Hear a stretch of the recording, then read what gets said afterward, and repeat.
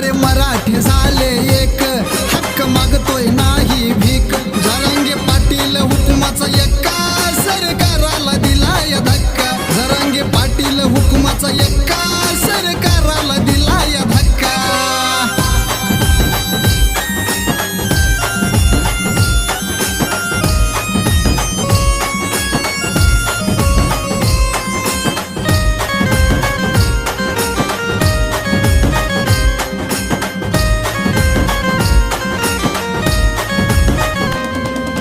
हिरा जन्मला पाटलाच्या पोटी, लढतोय साऱ्या समाजासाठी.